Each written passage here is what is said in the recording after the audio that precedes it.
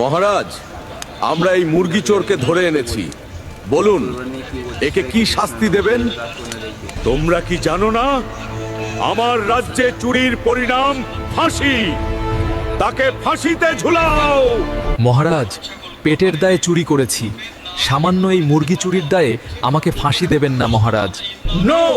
আমার রাজ্যে চুরি করলে তাকে ফাঁসিতে ঝুলতেই হবে, কোনো মাফ নেই। ওকে নিয়ে যাও, ফাঁসির আয়োজন করো।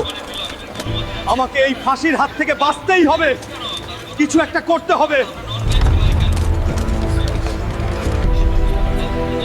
বলো, মৃত্যুর আগে তোমার শেষ ইচ্ছা কি?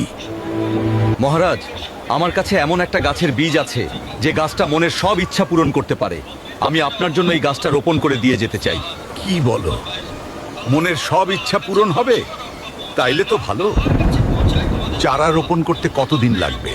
কমপক্ষে 7 দিন লাগবে মহারাজ। ঠিক আছে, তাহলে চারা রোপণের পরেই ফাঁসি দেওয়া হবে। বলো, তোমার চারা রোপণ কত দূর? তোমার দেওয়া 7 দিন শেষ। মহারাজ, সবকিছু রেডি। এখন শুধু গাছটি লাগিয়ে দিলেই কাজ শেষ। তাহলে দেরি কিসের? গাছ লাগিয়ে দাও। মহারাজ, এই গাছ আমি লাগালে হবে না। কেন? এই গাছ এমন একজনকে লাগাতে হবে যে জীবনে কখনো চুরি করে নাই। তা না হলে এই গাছ লাগিয়ে কোনো কাজ হবে না। ও, এই ব্যাপার। সেনাপতি, আমার রাজ্যের সকল মন্ত্রীদের ডেকে পাঠাও। তুমি আমার রাজ্যের একজন সৎ অর্থমন্ত্রী। যাও, গিয়ে তুমি গাছটি লাগাও। মহারাজ, আপনার রাজ্যের অর্থের দায়িত্ব পালন করতে গিয়ে 2-1 পয়সা এদিক সেদিক হয়ে যায়। এই জন্য আমি চাচ্ছি না গাছটা লাগাতে। খাদ্যমন্ত্রী অনেক সৎ একজন মানুষ, গাছটা সেই লাগাক মহারাজ। না না মহারাজ, আমিও গাছ লাগাতে পারবো না। এই পুরো রাজ্যের খাদ্যের দায়িত্ব পালন করতে গিয়ে আমারও একটু এদিক সেদিক হয়েছে। আমাকেও ক্ষমা করবেন মহারাজ। এত মহা মুশকিলে পড়লাম রে বাবা। আমার রাজ্যের মন্ত্রীদের এই অবস্থা তাহলে। মহারাজ, এখন তাহলে এই গাছ লাগাবে কে? এখানে এমন কেউ কি নেই যে কখনো চুরি করে নাই? মহারাজ, আপনার মন্ত্রীরা তো সবাই কম বেশি চোর, কিন্তু আপনি তো আর চোর না, তাই আপনি নিজেই গাছটা লাগান। এটা তুমি কি বললে?